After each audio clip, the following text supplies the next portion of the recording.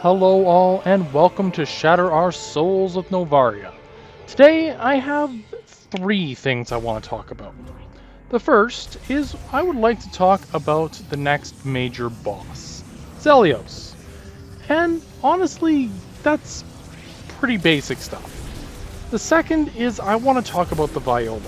Not its history per se, but how it came to be, or at least my perception of how it came to be. The third, which is tangential to the second, is the Great Desert. Now, going off of what I'm getting at with this, the viola is a very fantastic item to have in game, and I will never say anything to the contrary. If you took an idea of a exploration-based game, a game that was focused on movement, a little bit of action, exploring alien vistas, and really digging into the idea of you can go anywhere. I don't really think there's a better place to start than by giving your character a means of getting across this world.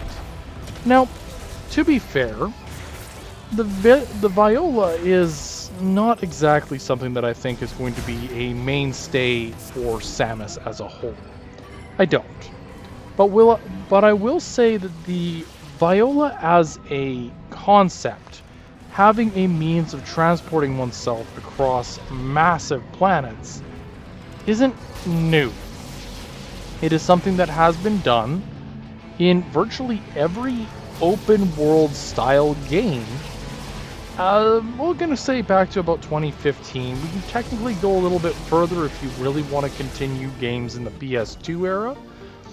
But theoretically, it's always been a thing. You can't have a massive world without having a means of getting across it. Now, in my mind, there are four-ish types of open worlds. The first is the Breath of the Wild Tears of the Kingdom style. This style of open world is entirely devoted to the open world is the game.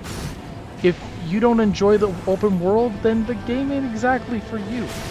Exploration is key, but also it never really stops incentivizing. Around every single nook and cranny, there's some hidden reference, some obscure item, or maybe just some bad guys to bonk. Whatever it is, there's always something. And I think that Breath of the Wild and Tears of the Kingdom, as well as others like Immortals Phoenix Rising or even Grand Theft Auto, really do a lot for that genre, that style of open worlds. The second is what I'll call the semi-open world. These are games where if you know what you're doing, you can get anywhere, but technically, your means of getting wherever you go are slightly more limited. These are games like, what was the one I had on mind? Dark Souls. Dark Souls you can get virtually anywhere, right off the hop. As soon as you finish the tutorial, you have most of the world at your disposal. Do you have the means of defeating everything that comes your way? Maybe, maybe not, but you do have the capability of going virtually anywhere. And that is a huge thing. The third is what I would call the Ubisoft open world. Typically, games like Assassin's Creed fall into this category. The Ubisoft open world feels more like a checklist. Yeah, you can go everywhere, you can collect all the feathers, the sea shanties, the hidden treasures around the map, but you really don't need to get what you're going to get out of the game. The fourth and final is the Shadow of the Colossus style open world, where you can go anywhere, but unless you're really digging, there's not much of a point to it. Now, this is not to say that I don't like Shadow of the Colossus and its open world style, just that it was from an era that is very different from today. Now, unfortunately, Metroid Prime 4's open world falls into the fourth camp. It's massive. You can technically go anywhere, but it's a time waste a lot of the time if you're just messing around out on the desert. It doesn't really accomplish much. And for a game and series that prides itself on the ability of the player to go anywhere and do anything, and exploration is key, non-linear progression, that's really kind of a shame. Now, for the longest time, let's be real, the last few days, I've been questioning which came first, the chicken or the egg, the viola or the open world. See, we're getting somewhere with this. And it's hard to say. The open world feels like it wasn't fleshed out enough to be the primary goal. But the viola it feels like the viola had no other goal intended for it aside from the open worlds. So, how I think it went from a developmental standpoint, and I could be very wrong about this, but to me it feels like one of those the developer wants this so I just kind of gotta do it situations. You see that a little bit, especially with EA, where they'll create a game and say, oh yeah, by the way, we want this. By the way, we want that. And certain games, one notable one is Dead Space 3, they were told outright at, I believe it was Visceral Studios, that they wanted to have multiplayer and DLC. Well, how do you do both in a game that wasn't prepared for it? In a genre that really doesn't thrive on it? But they would not back down, they wouldn't take any ifs, ands, or buts, and so that's what you got. Now, Metroid is spared from a lot of that. But I do believe with the nature of Breath of the Wild, and by extension, other very successful games like Mario Odyssey, it became more of a mainstay for Nintendo-based games to have an open world. And open worlds aren't bad if they're executed properly. And this is not a matter of was it done, or the issue is that the open worlds were not fleshed out in the same manner. Now, to get where I'm going with this, it feels like they were forced to make a open world, and that's just how it is. And of course, your best goal, or your option at that point, was to create the viola. And I'm not sure if it was Retro just not quite having the same viewpoint as Nintendo on this one, but it feels as though the viola was intended to be a bridge between that gap, right? But not knowing what to do with that section, they opted instead to focus their attention on the viola, hoping that that would do enough. And so we end up with in-depth information through Volt Forge, through the storyline tidbits, tying the viola and the destruction of the planet together. That is my little headcanon here. The open world came first, but not necessarily having the best of plans around it. They focused more on the means rather than the end. I think. Again, I could be very wrong. Now, the good news is that the viola is actually relatively well fleshed out for a kind of a gimmick, if I'm being honest. It feels and controls rather nicely. It's able to use most of Samus's core, if you'd like to call it, move set of each of the Prime games, including the use of the scan visor, as well as the use of a long-range homing projectile, something brand new to the game. And I'll be honest, I kinda like it. Like, the viola in itself is not a bad decision. It's just, it didn't end up landing the way it probably should have. And that landing improperly was, I think, in no small part to the fact that the overworld didn't land properly. One couldn't exist without the other. Two sides of the same coin, so to speak. Now, if it were me, just on the basis of I'm already talking about it, if it were me, if we were going to make this game from the ground up, we would need to make Metroid Prime 4 and its overworld actually mesh. And that is a very tough thing. So instead of focusing in on the 5 smaller regions, focus on each of those smaller regions and the level of detail applied to them into the open world, and have it so that, yes, you do have to go to those areas to complete specific tasks. Let's be real, that's kind of why certain areas are more heavily tracked in certain games. There's a certain degree of, we want the player to go here and therefore. So apply the level of detail that they did to Fury Green or to Flare Pool or to Volt Forge into the open world. Heck, scrap the other 5 regions, scrap the loading zones altogether, and have it a power-up of some variety that you get partway through the game. That is the simplest fix for the open world as a whole. The other fix, which is not the one that I would recommend, is to do away with the open world altogether. Now, I don't like the idea of scrapping an entire section of the game, but I'll be honest, there are times where I question whether removing the Great Desert from the center of the map would really have much of an effect on the overall experience of the game outside of a positive one. And again, opinion, but I'm going to be very honest about why I say what I say. And to me, there's a lot of space, there's just not a lot of substance.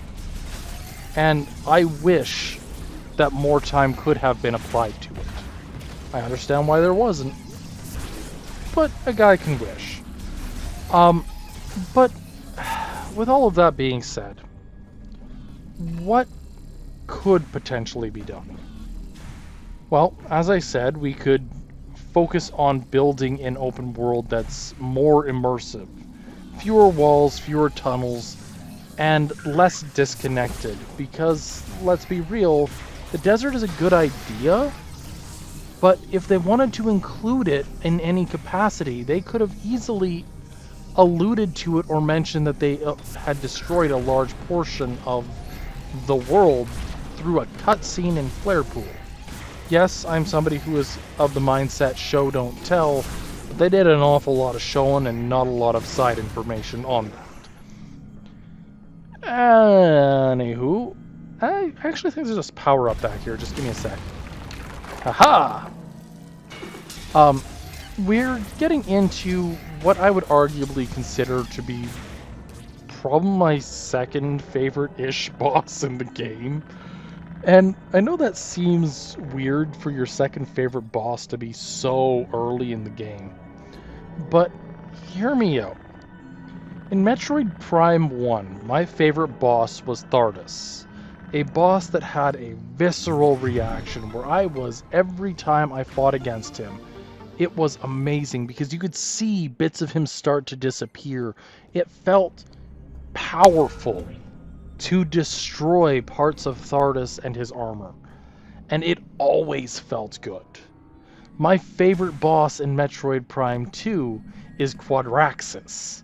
Much the same purpose, much the same reasoning. You always feel empowered, you feel strong going after him. My favorite boss in Prime 3, admittedly, is actually... I would like to say I don't really have one. A lot of the bosses in Prime 3 kind of melded into the background, or I didn't register them as bosses at the time. So I'm going to have to say that my favorite would have to be the battle against Dark Samus at the end, prior to fighting the BBEG or the final boss of the game. But Zelios is my favorite, or one of. And the reason is, and this is going to sound really silly, it feels right.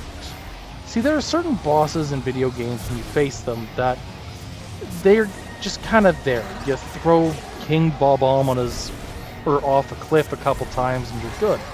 Zelios, there's a certain visceral reaction where when you're actually able to shut down or destroy plates of armor on him, it feels good.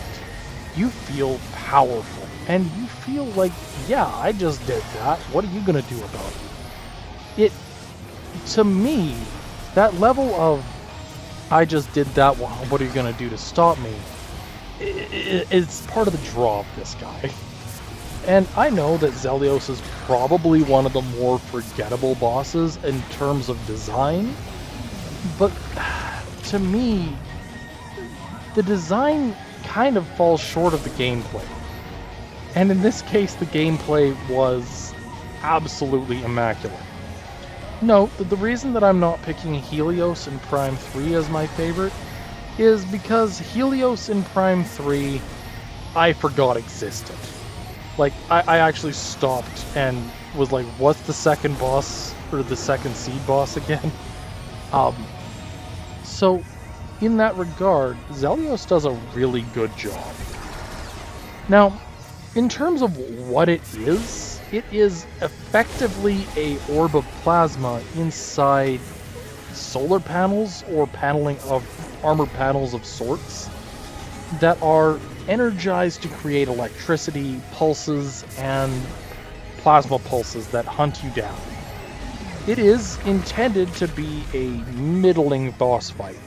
It's not anything you can't necessarily handle, but there's enough to it that a new player will potentially struggle with dealing with an enemy that is literally attacking from all angles. There is no necessarily blind spots in Zelios' armor, so you're more or less creating them as you go. The more you break, the less options Zelios has for dealing damage to you. Which is great. I have no complaints with that. The part about Zelios that I really like is that, in general, it is a very simplistic boss, but it also, everything that you need to know about it is portrayed in its design and in the gameplay or how it functions. The panels float up when it's about to attack you, so you attack the panel to destroy it. It's a very easy to understand, everything is well choreographed. And I like that about this boss. It's a little bit, strange at times, but it's good. I have no complaints about that. I'm about to get destroyed by that. Oh, I got out in time. Fantastic. Love it when that happens. Anywho. So, the reason I like Zelios so much is its reaction, is its gameplay. And the more damage you deal to it, the more desperate this boss kind of feels. Like, if you were to sit down and watch the full run from start to finish, the first time you see Zelios activate any of its abilities, it feels like it's just kind of phoning it in, like, I have armor and I don't need to fight back, or fight you at full strength. By the time he gets to half, there's lightning shooting out left, right, and center. The armor is falling apart on its own. It becomes a much different, much more, desperate fight for Zelios. And so you can actually see it in how much output you get out of it. And as an AI entity that's entire purpose was to focus on the comfort of the Lemorn, I can honestly say that it feels very off for this thing that is currently trying to rip me a new one to be a source of comfort for the Lamar. But I digress. That's what it's there for, and that's what he's gonna do. And I question every second of it. The other bit that I find interesting is that this is another one of those, technically you can use other means of dealing damage to it. The control beam would be an easy way to get in between the chinks in the armor without destroying them, which might be part of the gameplay loop they had in mind, where you could theoretically control beam your way into an open panel. But this is a 2020 hindsight thing that I have never attempted, so I can't really say for certain whether that was an intention or not. What I can say is this is gonna hurt. Okay, found it. There we go. I like how Zelios functions. And if I'm being honest, for a lot of it, it feels as though missiles and other, shall we call it, base tools don't necessarily feel like they would work on Zelios. And I think that's part of the idea behind him. Like, there are some enemies that you are expecting to have counters to certain abilities. Charge shots, missiles, whatnot. It's an expectation, especially as time goes on, where enemies are expected to have a counter to your capabilities. But what that counter looks like differs from enemy to enemy. Prime 3 had Omega Ridley, who had the armor plate over his chest. So you had to find a way to break open the armor plate, pull it apart, and then deal damage to him. And so there was no one-size-fits-all solution to dealing with that. It was just do what you can. And I feel like in parts that's kind of the vibe I'm getting off of Zelios. I don't think it's as potent of a defensive mechanism as some of the later bosses, but it definitely does work, at least for this stage of the game, to have an enemy that has a very easy and predictable weak point that is relatively reasonable to destroy without too much extra thought applied to it. Also, I just want to say I'm very thankful for the Morph Ball.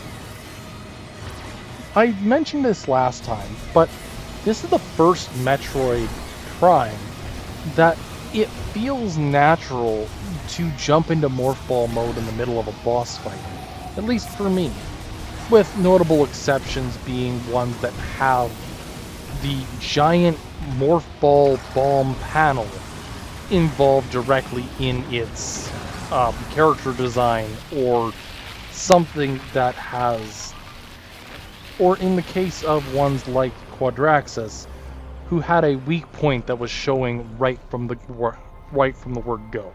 There we go. Anywho, with that, we gain the one of the more common items of the franchise, the space jump boots. Or psychic boots or something. It's the space jump boots. I like the idea behind them all being psychic related, but the reality is that they're reskins of abilities we've had before. Now, on a very brief moment here, Metroid has always been about collecting power-ups and getting stronger over time. I don't think there's anybody who would really argue with me on that. However, there's a certain degree of the lacking ingenuity, because it feels like each new game doesn't really add much in terms of arsenal. Like, the entirety of the Metroid Prime 1's weapon set, of the new items, we had the super missiles, or the 3 variants of the super missiles, and you had the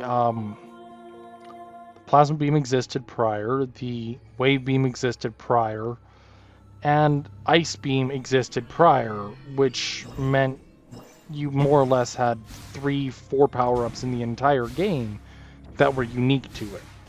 Light Beam, Dark Beam, and Annihilator Beam in Prime 2, as well as the use of the Light Suit and Dark Suit as new power-ups, made sense. But the thing is that most Metroids don't really introduce much in terms of new. It is typically devoted to a base set of abilities that are gotten at random or different points in time. That's what I'm going to go with. Anyways, with all of that being said, we have officially gained the ability to use the viola outside of the Volt Forge, which is great because we're going to need it here in the near future. Now, I mentioned that I was going to be talking a little bit more about the viola and the open worlds, and I intend to make good on that particular statement. It just happened that it's worked well one way or the other.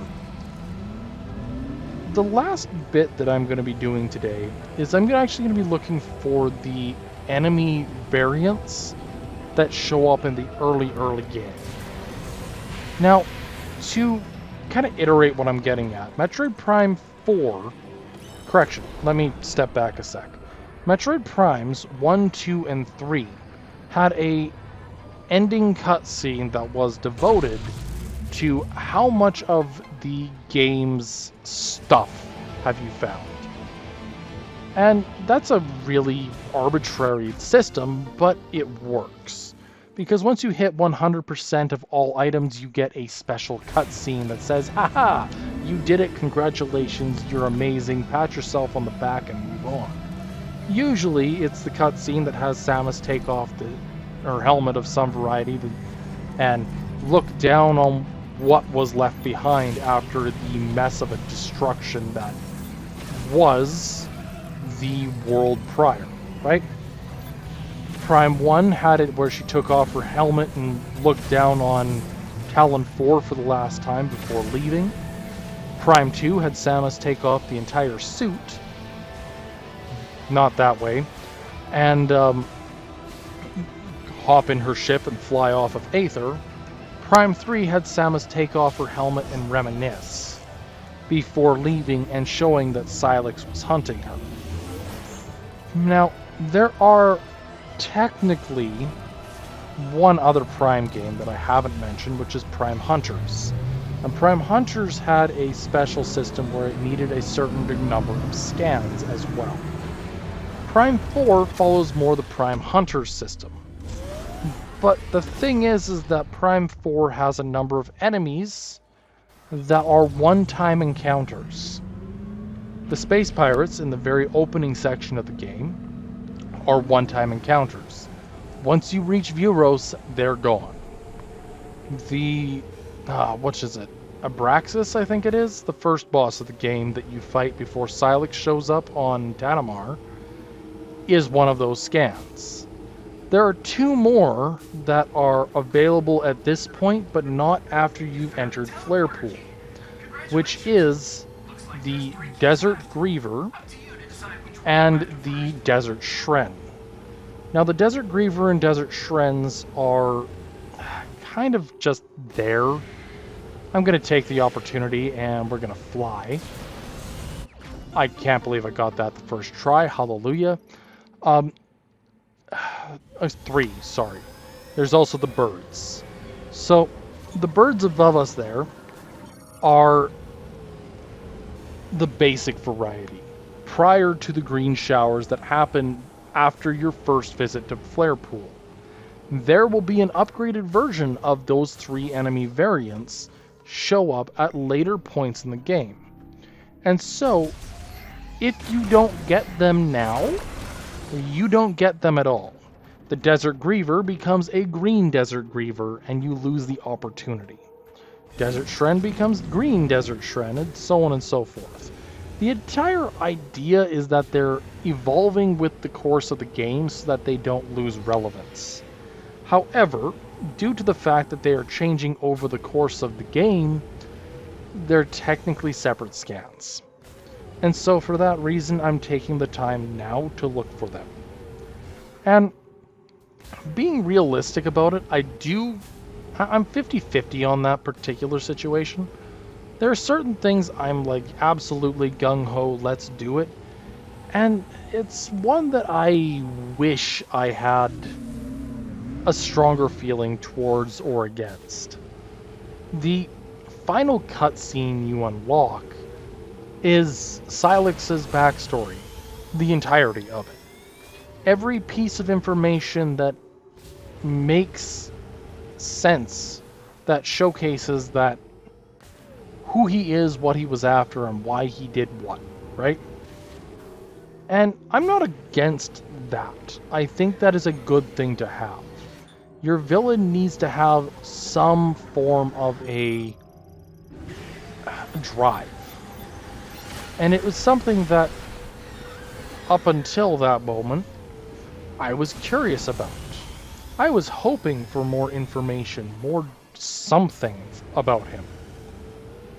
But I was sadly disappointed by what we ended up with. Now, Silex is not a bad character. Just not all that well fleshed out. Like, I think Bowser is better fleshed out than Silex, and that's saying something. Dark Samus at least had enough encounters with Samus that you had a vibe of who the character was. You can see in the first time you meet Dark Samus on Aether that there's this level of animalistic intent behind it. Power, food, hunger. But it also viscerally hates Samus, and as soon as it sees Samus, starts acting out. Why? Because it shares memories with the Metroid Prime from Talon 4. It knows who Samus is, and knows that there is virtually nothing that it can do until it gets strong enough to beat Samus.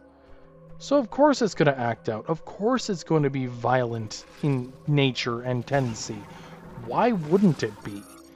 It is acting out because the one thing that managed to deal any damage to it was standing right in front of her.